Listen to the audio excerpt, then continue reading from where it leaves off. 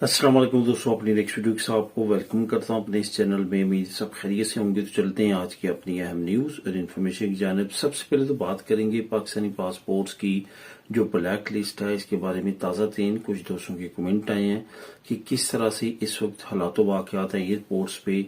क्या black list जो passports का मसला था आज से तकरीबन 6 महीने या 1 साल पहले, उसके बारे में क्या अपडेट है, इसके बारे में तफसीली बात करेंगे। उसके बाद जो अहम एक और टॉपिक है जिसपे काफी दोस्तों के, काफी फैमिलीज के कमेंट आ रहे हैं कि जो स्पेन में पैदा होने वाले बच्चे हैं उनका जो पहला स्टेटस है वो उनको कौन सा मिलेगा। ये अमूमन तौर पे जो रेजिडेंसी कार्ड होल्डर्स वालदैन हैं उनकी तरफ से कमेंट आए हैं, तो उसको कवर करूंगा और उसकी मुकम्मल डिटेल आपको बताऊंगा कि किस तरह से आपने वो कार्ड अप्लाई करने और उनका पहला स्टेटस उनको दिलवाना है।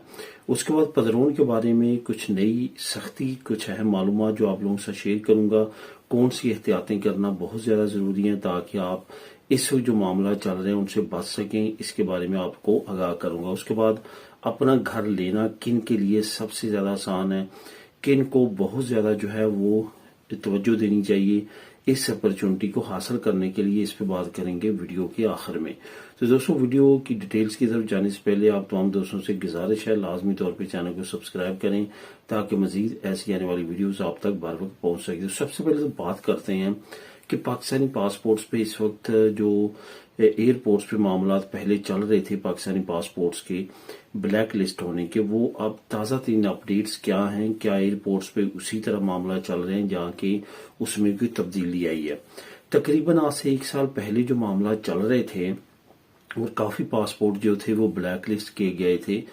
वो जो पासपोर्ट की उन्होंने लिस्ट बनाई थी और ब्लैक लिस्ट की थी उसमें इजाफा तो नहीं किया गया है, लेकिन वो जो ऐड कर लिए गए हैं या जिनको ब्लैक लिस्ट कर दिया गया है उनके लिए अभी भी मसले मसाइल हैं।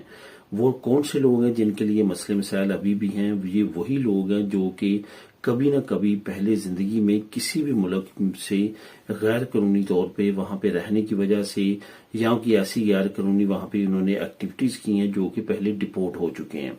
उनको बहुत ज्यादा एहतियात करने की जरूरत है। अगर वो वहां पे जाना चाहते हैं, चक्कर लगाना चाहते हैं, उनके पास रेजिडेंसी है पहली या दूसरी यूरोप की, तो उनको बहुत ज्यादा एहतियात करने की जरूरत है कि क्योंकि बहुत ज्यादा वाकयात ऐसे पेश आ रहे हैं। ऐसे लोग जो कभी गल्फ की किसी कंट्री से डिपोर्ट हुए हैं जिसमें दुबई, सऊदीया भी शामिल है, इसके साथ साथ अगर किसी यूरोपीय मुल्क से डिपोर्ट हुए हैं या डंकी वगैरह लगाते हुए रास्ते से कहीं डिपोर्ट हुए हैं, तो ये तमाम लोग जो हैं ये उनकी हिट लिस्ट में है। और मामलात आपको पता है कि वहां पे क्या चलते हैं, वो आपकी छोटी सी गलती को भी पकड़ के इतनी बड़ी शो अप करते हैं कि आपको फिर बाद में जो उनकी डिमांड होती है वो पूरा करनी होती है। अगर वो डिमांड आप पूरी नहीं करते तो आपका स्टेटस भी जाता है और आपके लिए काफी ज्यादा मसले मसाइल क्रिएट होते हैं। इस वजह से बहुत ज्यादा एहतियात करने की जरूरत है। इसके अलावा जो बाकी लोग नॉर्मल हैं जिनका कोई मसला हिस्ट्री में नहीं रहा, उनको कोई भी परेशानी नहीं है और उनको घबराने की जरूरत नहीं है। बहुत सारे लोग जो है वो जा रहे हैं, कोई भी मसला नहीं है, लेकिन वो लोग जिनके साथ जैसे मैंने अभी बताया कि इस तरह के मसले मसाइल हैं वो बहुत ज्यादा एहतियात करें। इसके साथ साथ कोई भी ऐसा शख्स जो कि पहले कभी ट्रैफिकिंग में जो है वो मुलव्वस रहा है, रेफ्यूजी असाइलम वगैरह के चक्रों में, केसेस में, लोगों को वहां से यहाँ और यहाँ से वहां कि यूरोप के अंदर के ऐसा केस या इस तरह का, उनके लिए भी एयरपोर्ट्स पे वहां क्या यूरोपीय यूनियन में भी प्रॉब्लम हो सकती है क्योंकि ये भी काफी ज्यादा सख्ती बढ़ चुकी है और काफी बड़े बड़े लेवल पे जो है वो एक कार्रवाई की जा रही है। अभी रिसेंटली एक वाकया पेश आया है, एक पाकिस्तानी था जो कि डंकी वगैरह में मुलव्वस था इस तरह की एक्टिविटीज में, तो पाकिस्तान को मतलूब था। उन्होंने इंटरपोल पुलिस जो है, जो इंटरनेशनल पुलिस जिसको बोला जाता है, उनके जरिए जो है वो बार्सिलोना से उसको गिरफ्तार करवाया और वापस उसको लेके गए हैं। तो इस तरह के मामला जो हैं वो काफी ज्यादा उनपे अभी कानून सख्त कर दिया गया है। इस वजह से इस तरह के अगर मामलात में भी आपका नाम है, किसी जगह पे आप मुलव्वस हैं, तो फिर भी बहुत ज्यादा एहतियात करने की जरूरत है। अब दोस्तों बात करते हैं स्पेन में पैदा होने वाले बच्चों का स्टेटस। अगर तो आपके पास वालिदैन के पास यानी कि रेजिडेंसी कार्ड है और आपके यहाँ बच्चा पैदा होता है, बच्चे की पैदाइश होती है, तो उसका क्या तरीकाकार है। नेशनैलिटी होल्डर्स के लिए तो मैं आपको बताता चलूं कि वालिदैन में से अगर किसी एक के पास भी नेशनैलिटी है तो बच्चे की वो नेशनलिटी अप्लाई कर सकते हैं। अपनी मुतल्लिका रजिस्टर सिविल में जाके आप उसका इंदराज करवा सकते हैं और उसका सिलसिला, उसकी जो तमाम कार्रवाई है वो शुरू हो सकती है और उसको डायरेक्ट जो है वो स्पेन का पासपोर्ट मिल जाएगा। यहाँ तक बात है अगर वालिदैन के पास, दोनों के पास ही रेजिडेंट कार्ड है, तो अब वो बच्चे को स्टेटस दिलवाना चाहते हैं, यानी कि लीगल स्टेटस, तो वो क्या करेंगे? सबसे पहले तो उन्होंने करना है कि तमाम डॉक्यूमेंट को लेके रजिस्टर सिविल में इंदराज करवाना है। रजिस्टर सिविल में इंदराज करवाने के बाद पदरोनामितो करवानी है। पदरोनामितो में और रजिस्टर सिविल का ये तमाम डॉक्यूमेंट लेके मेडिकल कार्ड वगैरह अप्लाई करके सारा ये डॉक्यूमेंट उन्होंने एक एक कॉपी लेके ओरिजिनल अपनी मुतल्लिका एम्बेसी जाना है और एम्बेसी में उन्होंने बच्चे का जो है वो आईडी कार्ड और पासपोर्ट अप्लाई करना है। जैसे उनका आईडी कार्ड और पासपोर्ट अप्लाई हो जाएगा उसके बाद उन्होंने स्पेन का रेजिडेंट कार्ड अप्लाई करना है। वालिदैन की बेस पे बच्चे को जो है वो ही रेजिडेंट कार्ड मिल जाएगा जो कि वालिदैन के पास है। तो वो जो रेजिडेंट कार्ड बच्चे का मिलेगा, अब यहाँ पे एक चीज है जो आपने लाजमी तौर पे याद रखनी है, जो अमूमन वालिदैन को कंफ्यूजन होती है, वो ये है कि जब बच्चे की पैदाइश हुई है उस वक्त से लेके 1 साल उसका कंप्लीट होने तक आपको स्पेन की नेशनलिटी जो है अप्लाई नहीं करनी, बल्कि जब वो पहला रेजिडेंट कार्ड जब मिलता है, मिनिस्ट्री ऑफ द एक्सटीरियर जो है वहां से पास होता है, उसके ठीक 1 साल के बाद जो है आप जो है स्पेन की नेशनलिटी अप्लाई कर सकते हैं। उससे पहले आप स्पेन की नेशनलिटी अप्लाई नहीं कर सकते। ये आपने जहन में रखना है कि जैसे आपके बच्चे का 1 साल मुकम्मल होगा, रेजिडेंट कार्ड मिले, उसके बाद आप स्पेन की नेशनलिटी अप्लाई कर सकते हैं। ऐसा नहीं है कि पैदा होने के 1 साल के बाद।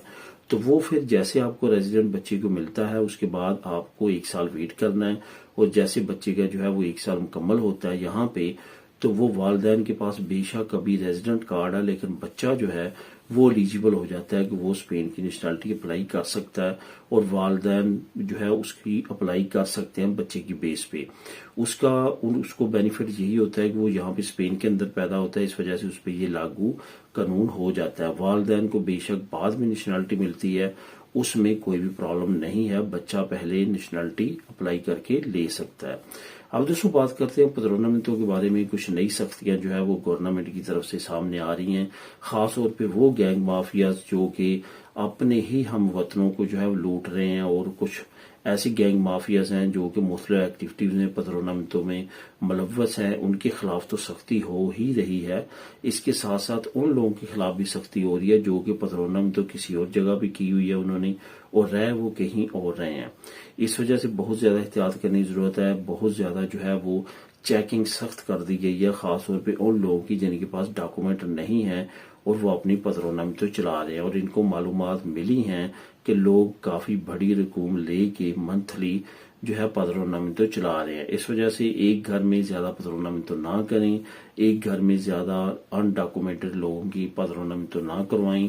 ज्यादा से ज्यादा जो है वो 1-2 तक तो चल जाती हैं, लेकिन कुछ घरों में इसी वजह से जो है वो कार्रवाई की गई है कि उन घरों में काफी लोगों की इलीगल पदरोनामित हो रही थी, कभी हो रही थी, कुछ अर्से के बाद काटी जा रही थी, नई लोगों की करवाई जा रही थी। इस तरह की जो मामलात हैं वो शक व शुबात में डालते हैं और उसके बाद जो है वो पुलिस कार्रवाई करती है और आपके खिलाफ एक बड़ा तगड़ा जो है वो केस बन जाता है। इस वजह से बहुत ज्यादा एहतियात करने की जरूरत है। काफी ज्यादा इस वक्त सख्ती जो है पदरोनामितों को लेके चल रही है। अब दोस्तों आखिर में बात करते हैं कि घर लेना किन लोगों के लिए बहुत ज्यादा आसान है और उनको लेना चाहिए। अगर आप स्पेन में रहते हैं और आपका प्लान है कि यहीं पे आपने रहना है, तो लाजमी तौर पे जो घर है वो लेना चाहिए आपको, क्योंकि ये एक तरह से आपके फ्यूचर के लिए भी बेस्ट है। और सबसे ज्यादा आसानी के साथ हुकूमत इस वक्त जिनको सबसे ज्यादा हेल्प कर रही है वो कर रही है 18 साल से लेके 30 साल की जो नौजवान है उनके लिए काफी ज्यादा फैसिलिटी दी जा रही है। एक तो उनका जो फियांसा है यानी कि जो एडवांस उन्होंने पे करना है वो कम है, वो हुकूमत उसमें काफी ज्यादा मदद कर रही है और प्रोविंशियल लेवल पे भी उनको मदद जारी की जा रही है। इस तरह से बैंकें भी उनको बहुत ज्यादा वेलकम करती हैं क्योंकि उनकी उम्र कम होती है, उनको पता है कि ये भी काम करेंगे लंबे अरसे तक और हमें फिनांस करने में कोई भी खौफ या डर नहीं है, तो इस वजह से बैंक्स भी इनको बहुत ज्यादा वेलकम करती हैं। तो इस उम्र के जो लोग हैं इनके लिए सबसे ज्यादा आसान तरीके के साथ इस वक्त घर लेना जो है वो स्पेन में मुमकिन है और इनको लाजमी तौर पे अगर ये लेना चाहते हैं तो इनको फास्टली इन 1-2 सालों में लेना चाहिए। उसके बाद हो सकता है, जैसे कि फोरकास्टिंग की जा रही है, कि घरों की कीमतें मजीद ज्यादा बढ़ सकती हैं, मजीद स्पेन जो है वो महंगा हो सकता है, खासतौर पर प्रॉपर्टी के लिहाज से। तो दोस्तों ये थी आज की अहम न्यूज और इन्फॉर्मेशन। मिलेंगे नेक्स्ट वीडियो में नई अपडेट्स के साथ। अल्लाह हाफिज।